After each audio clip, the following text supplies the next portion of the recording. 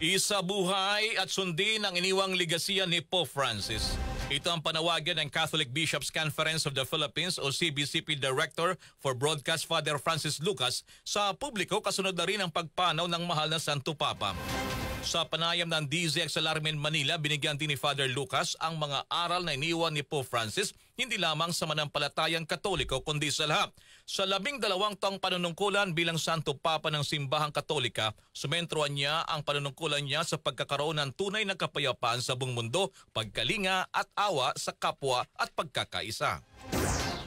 Tingnan mo, pinitik niya si Trump. Nagsalita siya laban sa Hamas at saka doon sa Israel at saka yung doon sa Palestina na nilulupig at talaga marami namamatay. Nagsalita siya doon, di siya natakot. Yun ang pinakita niya, yung tibay ng dibdib niya doon. Kasi gusto nga niya magkaroon ng tunay na kapayapaan. At pangalawa, madalas niyang sabihin yung mercy and compassion. Yung pagkalinga mo sa kapwa mo at saka awa mo sa kapwa mo. Pag yun ang nawala, hindi magkakaroon ng tunay na pagmamahalan at pagkalinga sa isa't isa. At yung huli, sana magkaisa na.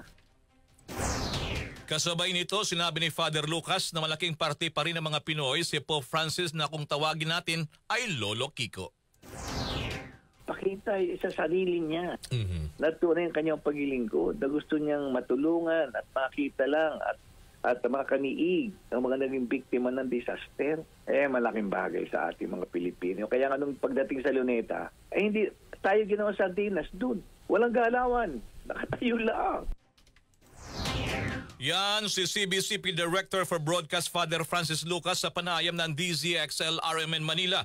Una rito nasawi si Pope Francis kahapon sa edad na 88 anyos dahil sa stroke at heart failure. Si Pope Francis ang unang Santo Papa sa loob ng 100 taon na ililibing sa labas ng Vatican kung saan ihimlay ang labi nito sa Santa Maria Majoris Basilica sa Roma. Tinanggihan din ni Pope Francis ang tradisyonal na kabaong na para sa mga Santo Papa kung saan mas pinili nito ang yari sa kahoy at zinc bilang tanda ng pagiging humble o kinaman ay humble pastor niya.